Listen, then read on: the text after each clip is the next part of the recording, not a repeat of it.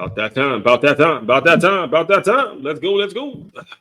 Good afternoon, good morning, whatever time of day you're consuming this. Don't know where you're consuming this right now because I have been going through it with these with these Spotify folks, man. But I'm prepared, as I told you guys a couple of weeks ago. Had to create a whole new RSS feed from the Spotify app. So the new podcast name now is Move Swift plus LY on Spotify. If you listen to this on Spotify, and it's probably going to be populating throughout all the other places that it was approved. So don't be alarmed. We're still here. We're still going. This is why I tell people, YouTube is the best platform to follow me on. But all that being said, let me get this shared out on Facebook real quick. And then we'll go from there. All right, mic check. Facebook. So let me get this shared out on Facebook real quick. All right, here we go with that. Good. Come on. All that being said, let me get this shared out on Facebook real quick. All right, here we go with that. Good. Come on. Hold up. Give me a second, guys. Give me a second. We're coming. We're coming.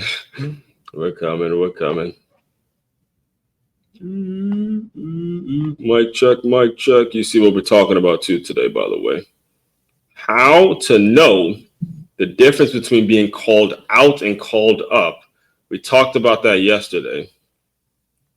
Now we're gonna dive deep into the top 5 ways, instantaneously, the top 5 ways to know that you're being called up, because you want to put yourself in a situation where you're being called up. All right. You want to be in situations that you're being called up on, not called out, but called up. Where you're being called up. And there's a strategy. There's a strategy in regards to how you do that. Strategy in terms of leadership, what you point out, what you're all about. All of that stuff happens very impulsively and very instantaneously. So we'll dive into all of that in a moment. Let me just introduce myself to anybody that may be new to my world, new to me, new to this channel. Make sure you're liking, commenting, and subscribing to the channel. We do this day in and day out, bringing as much value as humanly possible for business owners who are struggling with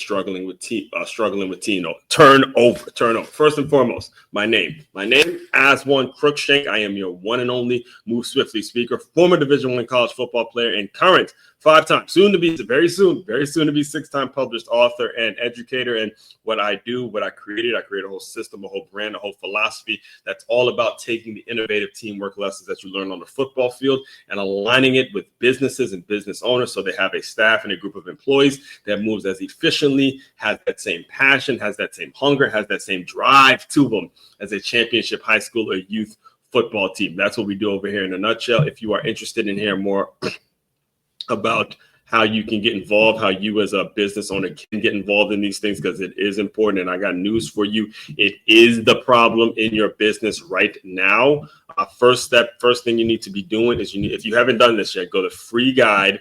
That is freeguide.makeyourmove.com. I created a very easy to understand 10-step playbook, 10 steps and 10 things you can do right now that's going to make it so your business moves a whole lot more efficiently and you're not going to be dealing with as much turnover. It is freeguide.makeyourmove.com.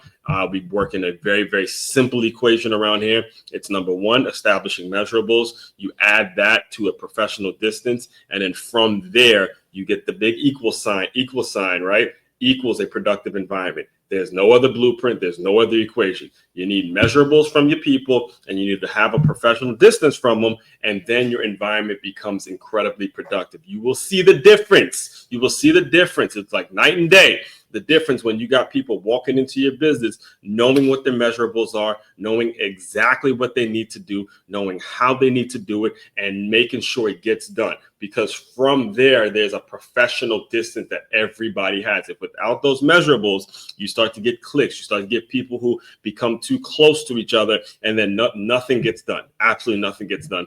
And that leads to the productive environment that you need. All right. So If you are interested in that, make sure you do that, and you can book a meeting from that website. However, if you are that business owner that's ready to roll, you don't want to waste no damn time. You're like, look, I'm ready to have Aswan Crookshank come up in here right now and set this system on fire. And turn this business into a place where we're not dealing with turnover. You're not like the people that invest in me are not dealing with the turnover issue, because I teach the employees how to think like me, how to think like a win-trepreneur. We call them win-trepreneurs around here. You'll learn more about that tomorrow. All right. All right. If you're ready to do that, just simply go to makeyourmove.com. You can book me to speak. You can learn more about me. You can go to the shop and, buy a couple books, do whatever you need to do. Just book the meeting, and then we'll talk about all of your options. Again, that website is makeyourmove.com. That is MAKEYAMOVE.com. Your one-stop shop for all your teamwork and your self-development needs. All right, let's get into the show. Oh man, so we got quite a few things to talk about today. The top 5 Tuesday. Now, just to recap, to go back a little bit, I got to go back a little bit to go forward. All right, the point of me and the reason that the being called out concept came to me as a theme was because of another church. I went to church on Father's Day. I went to church with my girl, and it was again a Father's Day sermon, and it was the point in that sermon. The name of the sermon is titled "Thermostat Dad." If you're not familiar, if you didn't watch it, I do it on Faith-Based Friday. I go over a sermon, and Faith-Based Friday, I went over that, and Pastor Scott Williams absolutely brought the fire. And there was a portion in that sermon where he talked about newer dads and people coming into a situation where they may not feel prepared for it, as I've been there, and I still am there in many ways. You're never going to get over this fear of, not being prepared for something, because you're dealing with kids, and kids are unpredictable. That's the one thing I do know, having spent as much time around kids who aren't mine as I do, as much time as I spend around kids who aren't mine on a daily basis. The situation now causes you to ask yourself, am I being called out by a significant other, or another parent, or a kid even? Am I being called out, or is this pressure that's being placed on me when it comes to me needing to be a mentor, needed to be some sort of positive role model for kids? Is this me being called out, or am I being called up? You got to ask yourself these questions. You got to put yourself in a situation where or you are in a state of mind, we'll say it like that, in a state of mind where you're being called up. All right. And there's a couple things I have to make sure I'm on the record saying before we get into today's article and this is true in business and in parenting and in leadership and anybody that's trying to do anything significant. All right. There's 2 things that's going to happen. You're always going to be unprepared. You're always going to be unprepared when you're doing something for the first time that's never been done. You're always going to be unprepared, and you're never going to be ready. You're never going to be ready because you don't know what tomorrow brings. You don't know what it looks like. Nobody can predict the future. You can guess, you can make educated guesses, you can put 2 and 2 together and make an educated assumption about what's going to happen, but you don't know it beyond knowing it. There's no damn guarantee. There's no such thing as a sure thing. It doesn't happen. So you got to do the best with what you have, and you got to be preparing yourself the best you know how. You got to clean up the way you live. You got to make sure that you're putting yourself in a position where there's a sense that you're being called up to do something bigger than yourself. The biggest issue that I see, and I've been around the block, again, go look on the internet, go look me up. You can look my name up and it's all available. Whatever it is you need to read about me, it's all available for you to consume in some way, shape, form, or fashion. It's there. Okay. It's there, even though now I'm dealing with the Spotify issue and the Google Graph and all that stuff is being all over the place, but it's still there. And that's probably another topic I'll dive into another day. But the truth is, the biggest issue that I've seen when it comes to people not getting to the places that they want to get to is they're so afraid of being wrong. They're so afraid. They spend their entire life trying to cover up mistakes. They spend so much time trying to cover up situations, as opposed to owning mistakes, as opposed to owning a mistake, moving on, and then saying to themselves, I will never put myself in that position again. I'll never put myself in that position again. I will only put myself in positions in which I'm elevated, which I'm being elevated to another level. That's what we're going to take away from today's lesson today, today's live stream today, is you got to know when you're being called up, and there's a strategic process. There's a strategic process, and there's a way of thinking that allows you to think like that. All right. So here we go from the article. Now, if you're listening to this on the Move Swiftly podcast, I'm reading directly from the article. That is medium.com. Make sure you follow me there. It's medium.com at Move Swiftly 44. I am considering giving out a free book for the people who do follow me on Medium. So again, more information for that to come. So Top 5 Tuesday, top 5 ways to know you are being called up. And we started with the headline. 1990 is 1995, right? Yep, 1995, March 19th, 1995. 2 words. Michael Jordan is coming back to the NBA. 2 words. I'm back, baby. Oh, this is why we're the Move Swiftly Sports Marketing. All right, Move Swiftly Sports Marketing work. The reason that headline, and again, I write all my articles. I use ChatGPT from a proofreading standpoint, or maybe to organize it, but I still have the creative control. This came to me while I was writing, because every single Tuesday for over a year, I've done some sort of a top 5 list, something that was significant, some relevant thing when it comes to top 5 Tuesday. All right. So when I was thinking, as I was sitting back writing it, it was like, okay, here we go. I'm back. I'm back. And the reason that the Jordan thing kind of hit me is because Jordan wasn't the baseball player, that he was the basketball player. So he did the baseball thing, and obviously it wasn't as successful for him when it came as it was on basketball and stuff like that. So to know you're being called up sometimes it's back when Jordan came from baseball and said, you know what, fuck this baseball shit. I'm coming back to basketball and just go straight dominate on these boys, man. Straight turn up and show people why I'm Michael Jordan. Show people why I am Michael Jordan. So that was the inspiration in terms of why I wanted to lead with this headline. And it's a legendary headline. I'm telling you, let me look it up for you real quick. So there's t-shirts. There were t-shirts made from this headline. I'm back. That's how big of if you didn't know, that's what it was. It was a big deal in terms of that time. This was before social media. It's an infamous headline, and it's just the thing is, what's so great about it is it's just like the company that he represents, right? The Nike, right? Just do it. Such an effective headline. Just do it. Again, we knew the story. He left playing ball, and then he goes to play. You see what I mean? There's t-shirts saying "I'm back." He left to go play baseball, and then he comes back, and it's just simple 2 words: "I'm back." This was a huge announcement. I'm back. I'm back. I'm back. Oh man, you see, that's what's classic vintage stuff, man. Vintage stuff. All right, let's get back into it. Let's get into it, because I'm getting excited.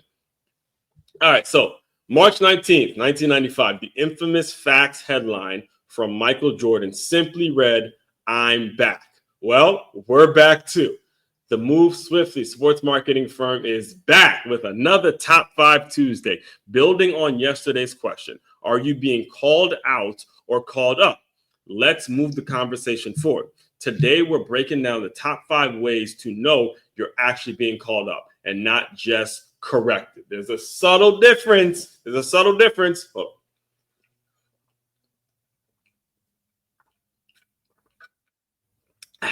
There's a subtle difference, folks, of being called out and called up. All right. So first things first, the very first thing that you have to pay attention to when it comes to the question and how you're being correct, how you're taking in criticism, is number one, the person who is correcting you when it comes to whatever you're doing. Are they pointing out a physical attribute that aligns with purpose? Say it again for the people in the back. Are they pointing out a physical attribute that aligns with purpose? as we approach the start of another college football season. Oh, Lord, we here. Another college football season. I can't help but pull from personal experience. Back in 2009, I just transferred to Stony Brook University. I played linebacker. One of our incoming freshmen was a kid named Kenny. First linebacker drill, the coach said, "You got a nice big ass and strong thighs on you. If you drop your hips right and explode, you're going to hurt some people." Now, that may sound funny out of context, but it was not disrespect. It was recognition. The coach wasn't criticizing him. He was saying, your body type is perfect for this role. Now use it. That's how you know you're being called up. Your natural gifts are being noticed in alignment with your purpose. Okay. Are you guys understanding that? Are you hearing me on that? Now, I'm using Kenny. I'm using that situation as an example, but there are situations in which you may have a natural gift with numbers. You may have the gift of gab. You may have you may be taller, right? Longer legs to be able to go up and catch certain things. And somebody may need a role in which, you're getting stuff from a certain cover, whatever it is. The pointing out of something that you're naturally gifted at, that right there is a sign that you're being called up, because you have no control over that. That's step number one. There's a process to this. There's levels to this. There's an understanding that, hey, somebody sees something in you. There's a natural development. There's a natural thing that you have going on. I want to explore that a little bit. All right. There was actually another story that, and this is something that I actually learned from my father. Right. So there's another story I have to share that just literally just hit me. So hopefully it doesn't get me too off track. But one of my best friends, it was actually before I got to Stony Brook, I worked at this gym named Washington Sports Club. And one of my my day ones, man, this guy named Omar Powell. And he's doing some major things in his business and all that. If you listen, and shout out to you, Omar. Hope you're doing well. We got to link up. Definitely got to link up for sure. But it was before he and I started working out together, right? And I had just torn my ACL, so I was kind of just rehabbing and getting myself back. And there was a point where I almost didn't go back and play at Stony Brook, right? So what happened was I was working out on my own for a few months, and then out of nowhere, he sends me a text message. He sends me a text message that was like angry, long, motivational. We're not just going through the motion. Now, Omar played some arena ball, and he played at Western Michigan for a little bit, then ended up playing at Howard, bounced, very similar story to mine and stuff. But it was this text message I got saying, hey, no more going through the motions. It's time to put in that work. It's time to all that. Like, it was like angry, but motivational at the same time. And I remember talking to my father about it. My father and my mother were there, as I was telling him, there's like, yeah, man, I just met this trainer, man. And, he got a little pushy. He got a little pushy on this text message, man. He got a little pushy on this text message. So I don't know. He got a butt whooping plan for me. So my father had a completely different take on it, and he was right. My father was like, yo, maybe he sees something in you. Maybe he sees some natural ability. Maybe he sees a passion or something in you that makes him, as somebody that's trying to get back to playing, want to work with you. And it's important that my father pointed that out to me, and that part of it was incredibly important. And it is something that I am obligated to do now as I'm doing the work I'm doing. It's an obligation when anybody is going through it and you're dealing with a critical person and you're dealing with someone that's going to really, really split hairs and really, really get in your butt. Detail.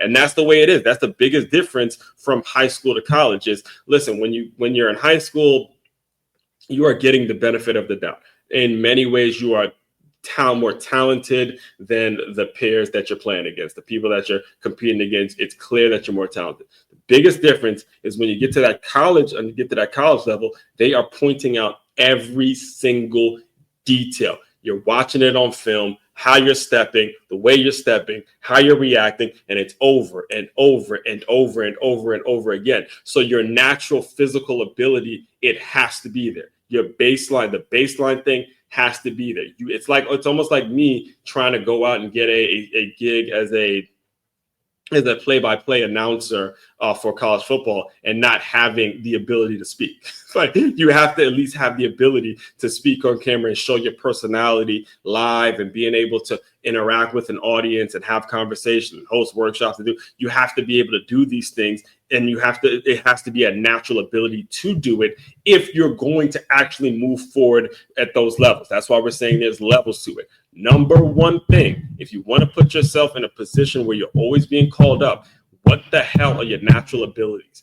Are they being pointed out? Are you really leaning in to your natural gifts and your physical attributes that come naturally to you? We all have them. Do not walk around. I don't want to hear the bullshit about, oh, I don't have it yet. No. Fuck that. Look, you have something that you're naturally gifted at. It's important for you to figure out exactly what it is and then put yourself in a situation in which you're now moving and your money-making skills are constantly being developed. Because I got news for you. Whatever that natural ability is that you have, there's somebody else who has it. And then they're doing it better than you. That's just the way life works. I mean, not that they are better than you, but they just may be in a position where their gifts are being able to be utilized more. I look across the internet all the time and I see folks who have a editor, they have a nice studio, they have this, they have that, to where they got all they literally have to do is just sit down and start speaking. And their natural gifts just explode and you see them flourishing, right? It's fine. That's fine. That's part of life. We're going to get into that as we go into the list. But your natural gifts have to be there. Just like, again, you get an incoming freshman like Kenny, who was, great talented player. But, he obviously still just an incoming freshman. A lot of things he had to learn, considering that he's 18 years old and now he's in this college environment.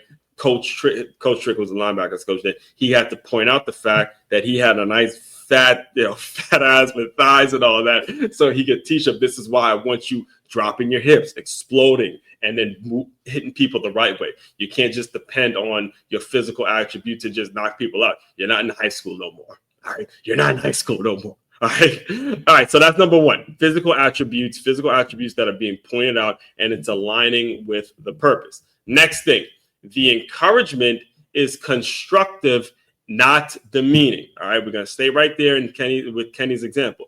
In Kenny's case, that same coach gave him something rare: positive reinforcement in a competitive space. He didn't belittle him. He encouraged him to lean into his strengths, and that type of feedback builds confidence, not complacency. So ask yourself, when people correct you, is it rooted in belief? That's a sign of being called up, not called down. Let's break that down. A little bit, all right? The encouragement is not demeaning. It doesn't matter how demeaning it may sound. Hear me. There's an understanding that you have to have when you are being corrected for a certain thing. The encouragement that you receive from the superior, the boss, the leader, whoever it is, it's in charge of whatever it is you do, it is not a demeaning thing. Do not listen to, and this is something I learned a really long time ago when I played, and now as I coach and teach now. Do not listen to how a person gives you the criticism, especially in that world. They will cuss your ass. They will MF you up and down. Okay, you will get MF'd in ways that are so demeaning, so that can so absolutely crushing to your spirit. But the angrier they get, the more they're on your butt, is because they know you can do it. That's the difference. Okay, so the problem with so much talent, and I could sit here and we could just cut the rest of this, and I can go hours and hours and hours of speaking on the amount of talent that you will never know about, the amount of talent, the amount of ability, the amount of people out there that could have done some incredible things, whether it is the game of football, whether it's the game of life, whether it's the business, family, whatever it is however it is you want to take in what I'm telling you. But they didn't have the strength, the alligator skin, enough of alligator skin to take some criticism from people that said it in a way that was direct. All right. They didn't have the ability. Again, they have tons of ability, tons of talent, tons of schooling, tons of education, tons of certification, tons of whatever the hell it is you want to call that makes you believe you're good enough to do whatever the hell it is you do. But because they couldn't handle some strong, direct opinions and strong, direct criticism, they fold. They fold, and they never see their talents. They never see things going. They never see a day in which they're able to go and create great things. In fact, there was another, now that we're talking about football at Stony Brook, there was a kid that I had met. It was after he had left after I got there. So when I first got there was 2009. And apparently there was this running back. His name, I believe it was like Marberry or something like that. But he was a player that would come to practice and just watch. We come to practice and just watch. And the thing is, I remember him because you got to think the year before, I was doing a ton of research on like the reason the latest book, Transferring D1, these Stony Brook days. Let me tell you, these Stony Brook days were something. Go get a copy on makeyourmove.com. In fact, get the whole book package. It's available from Transferring D1 to Make Your Move to Six Figure Athlete to Make Your Move. All of this is available for you to read. These stories don't just come out of my ass. They're coming from actual experiences, okay? I do this, all right? So there was a situation. I told the story in Transferring D1. I think it was on the Transferring D1, it was definitely Transferring D1. And there was a situation where the kid had apparently, and this is just the way the story was told to me as an incoming freshman, the kid had unbelievable talent. He was the second in line, going to be a great running back there and going to do some great things. And he decided that he was going to quit or transfer or try to go JUCO or something along those lines because he and some coach got into it and, he didn't want to do this. Just basically, long story short, he made a decision to not play. So he'd be at practice, in the stands, just watching in regret, looks of shame. And I remember the other players who were there the year before telling me, yeah, it was the worst decision he's ever made. Worst decision he's ever made to just quit like that and not play. It's because, again, the encouragement he took as the meaning that those curse outs and those strong opinions and those direct ways of talking to a certain kid, those things were too much for him to handle, and the alligator skin wasn't there. So you go and you quit, and then another competitor, somebody else who's just as good as you, moves into your spot, and people move the fuck on. That's what happens. If you're not tough enough to take some strong criticism, what people will do is they'll move the fuck on and keep the shit moving. All right. There's no time. Again, tomorrow is not promised. Tomorrow's not guaranteed. There's no damn time to be waiting around for people who just don't get it, who are just so damn late, so stuck in their own bullshit that they can't even listen to some criticism, some hard, strong opinions about them. Then you're not fit for the job. All right. I had to live with my whole life. That's been me. I've literally been having to deal with this my whole life. And then there's some people who just can't take strong opinions. I'm only used to strong opinions. I'm not even used to it. It's the funniest thing because me and my girl, we talk about it all the time. It's like, I'm not even used to people being nice. I'm in a place now where I'm so used to being criticized, so used to being judged that this shit feels normal to me. Like I'm in survival mode. It's almost like difficult to get me out of survival mode and figuring out what is it I need to do to get better. One of my favorite books, actually, Gino Auriemma, great. I mean, obviously the GOAT when it comes to college women's basketball. I think it was one of the I've read multiple books by Gino Auriemma, but it was one of the first ones where he kept like a diary or kept a notebook and he released it out to the public after one of those championship seasons. And he was saying how, like, every time UConn women's basketball would win a game or whatever, he still in his mind, he'd go back to his office, or that night after let's say they won 10 games in a row, whatever, he'd go back and say, what can go wrong next? It'd always be about what's going to go wrong next, how it is we're going to do this. So again, you have to have that alligator skin. Please hear me from my heart. The alligator skin is important, and you want that direct, straight up, uncut, raw, uncut, no chaser, right? No chaser. Give it to me straight up, no chaser type of criticism, because it makes you better. It makes you better. It makes it completely clear on what you need to be doing. And that leads me right now. I'm harping on number 2 for a reason, because 2, 3, 4, and 5, they all are in one swoop. It happens impulsively. It happens like, bang, has to happen. Okay, you get your ass cussed out. It's constructive, not demeaning. Next thing now that has to happen is the internal motivation now. Internally, shit starts to kick in.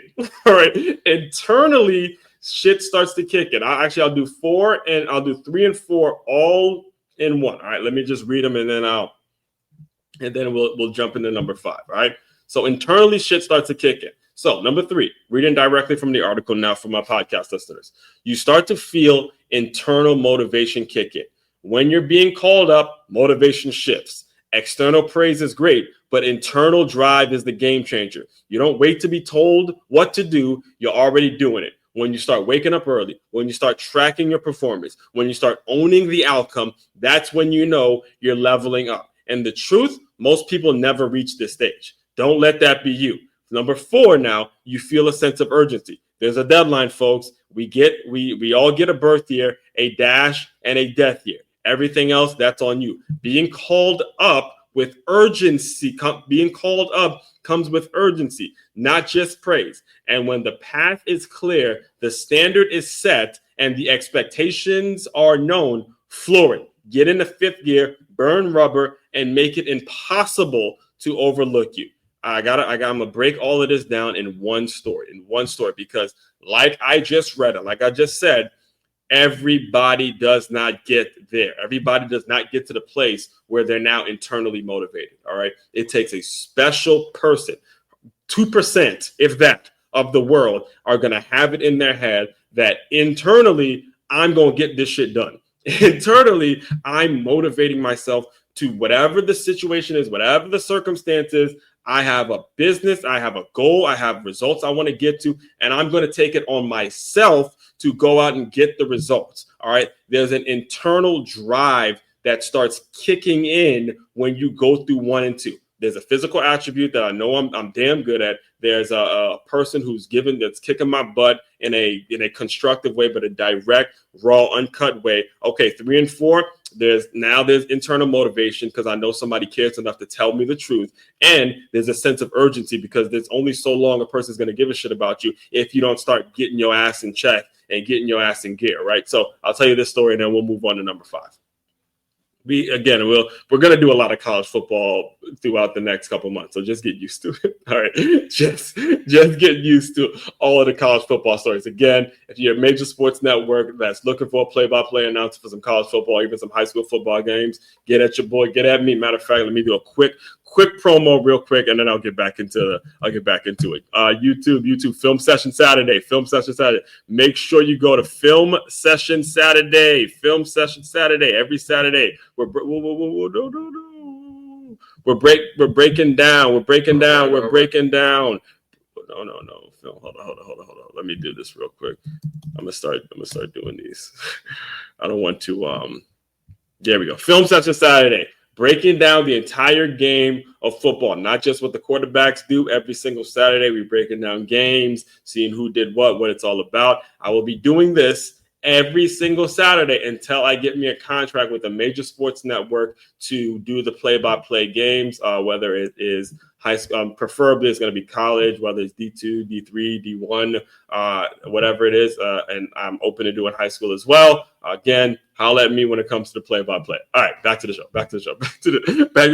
So number 3 and number 4, back to the top 5 ways to know you're being called up and not called out. So we had a situation where there was a kid. This is back in Stony Brook. He came from a school named New Rochelle, believe it's Jersey. It was the same high school as Ray Rice. Let's look this up and I guess that way I am. New Rochelle. Yeah, no, upstate New York. Yeah, Rochelle, New York. I think he actually coaches there now, if I'm not mistaken. Ray Rice, big time. Yep, he's. I believe. Yeah, I think he is actually the coach for the New Rochelle. No kidding. Well, there you go. All right. If you may remember Ray Rice, he played for the Baltimore Ravens, was a big time player in Rutgers and all that kind of stuff. Got himself in a situation. It's good to see that, he's back. He's doing something productive and really bleeding in and giving back to these young babies. So shout out to Ray Rice. Shout out to Ray Rice, right? So I played with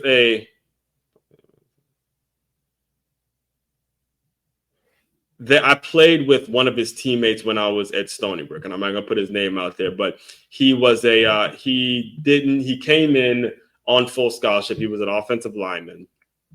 And long story short, he wasn't performing to the expectation of the coaches. All right, wasn't performing to the expectation of the coaches. And there was I was scouting back when I played, so I picked up on all of this stuff because I was there taking notes, figuring out what it is I need to be doing to get better. In my second career once football was done and all that kind of stuff. Right. So there was a situation where, as an offensive lineman, you got to know your assignments. You got to know where you need to be. You got to know how, to block this and which lineman is this and all sorts of things that you need to know when it comes to how to be a great offensive lineman. All right. So long story short, he doesn't know an assignment. He doesn't know some assignment. And Coach P, who was the head coach at the time, who had, the reason I personally have become that leader or become that teacher, that coach, that educator, that person that gives direct criticism when it comes to the way I deal with my students. A lot of that came from what I picked up when it comes to Coach P, right? And he goes to the player and he goes, "Hey, weren't you supposed to block so-and-so on this play? If this one happens or if this blitz happens, weren't you supposed to pick up on this blitz?" Some sort of a conversation like that, right? And then the player looks at him like, "Oh, yeah, I just gives him this blank stare." And then Coach P goes, "I'm telling you right now, New Rochelle's real fucking close, dude. New Rochelle is real close."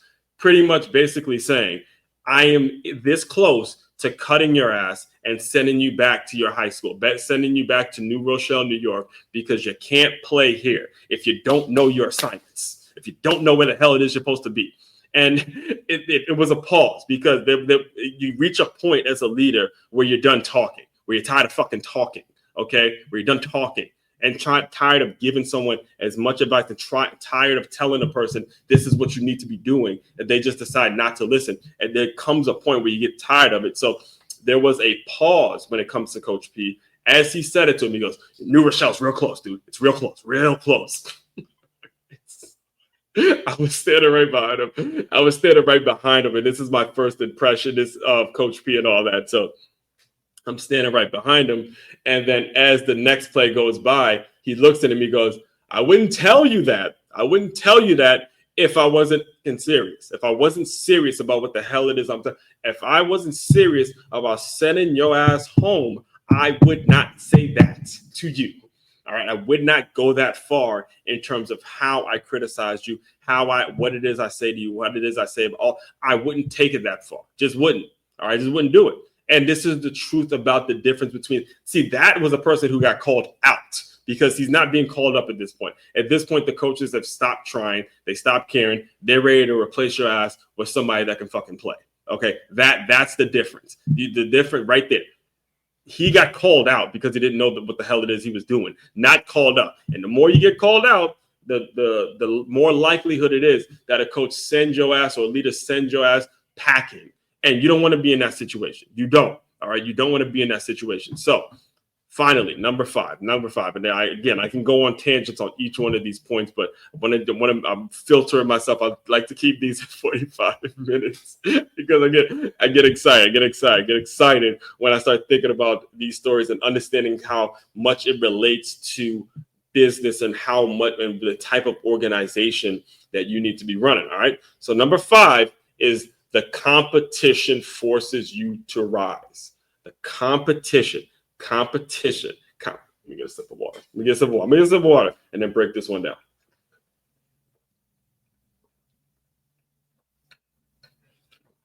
Get some water. Let's break this down. All right. Competition forces you to rise. Let's end with one more story from my Stony Brook days. All right.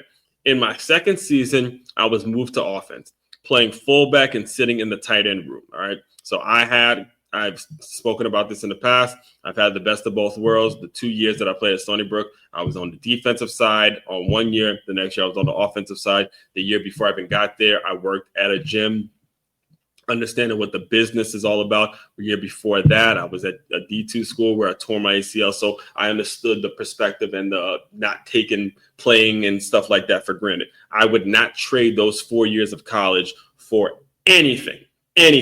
They were absolutely as difficult as it may have felt in the moment. And all 4 of them, I would not trade them because they created the unique experience that allows me to do the work I do now. So thank you. That's what it means to be called up. All right. So I was moved to offense, playing fullback and sitting in the tight end room. There were 3 main tight ends competing for reps. 2 of them were prototypes, tall, athletic, soft hands. But the third guy, he was shorter, not flashy, but he was strong and an elite run blocker. Just give you some context. I'm going to see if all of this is verifiable information. So the 2 tight ends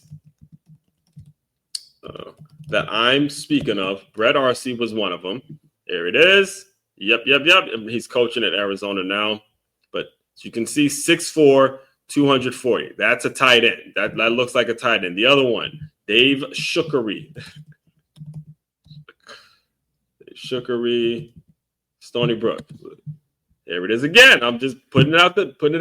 6'6", 260. These were the 2 tight ends, folks. These were the 2 tight ends that they wanted playing. Those were the 2 tight ends, Dave Shookery and Brett Arcee. Those were the ones they said, okay, now we got a tight end room. We could open up the pass, with their height, with their long arms and all that kind of stuff, right? So the other one who was a stronger, shorter, stockier guy, didn't mean to do that.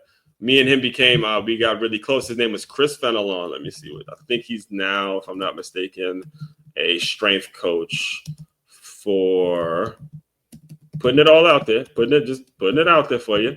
Yeah, he's a strength coach now. Let me see now. Yep, he's a strength coach now.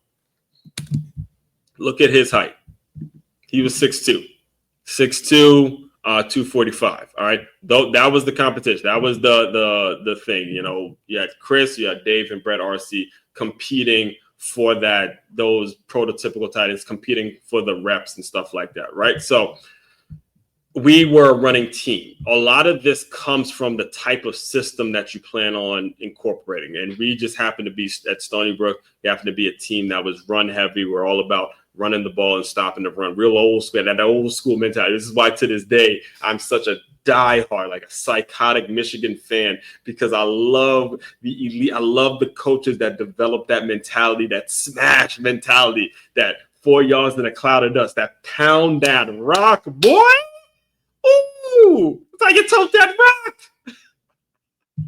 College football is not getting here fast enough. I swear. Okay, so here's what happened.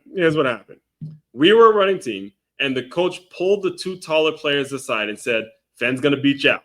You better start blocking." It was more so he pulled them aside, but we all heard it as a group. But he said, "Fenn's going to beat you out. He's going to beat you out. You better start moving people on run plays. You better start moving folks when we run the ball. All right, you better start moving people or he's going to beat you out." The very next day, the first thing we did, the very next day in our run blocking drill called frontage, the coach shouted, "Here we go. Don't watch someone get better than you. Don't watch someone get better than you. Let's go." That's being called up, not because you're failing, but because someone else is raising the bar. Final thought. If you are unsure on whether you're being corrected or elevated, look for these 5 signs. More importantly, embrace competition, urgency, and feedback as fuel. Because when you're really being called up, it's not just about being better. It's about helping everyone around you to raise their game too. And I got to tell you that story when it comes to Dave, Shookery, Brett, and Fenn, I tell it every single opportunity I get. Every single time I'm asked to, help out with a camp or do something with the kids. And and talk to I'm in South Florida now, so everybody out here thinks they're going to the NFL. Everybody out here thinks they're going to be the next damn Ray Lewis or the next Ed Reed or whoever, big Michael Irvin. All these dreams that these kids' heads are being filled with. And I tell the story. I explain to them, hey, this is what it looked like to be a college football player at the level I played at. The level you're talking about playing at, it's that on steroids. It's that correct. Okay. It's competition day in and day out. And if you're sitting back watching mofos get better than you, and if I'm seeing it now as a middle schooler or elementary school, I'm sitting back watching you being okay with folks getting better than you, you won't last. Straight up and down. And it's the same thing in business. If you're just okay with being mediocre and average, you just get what the fuck it is you're going to get. You have to be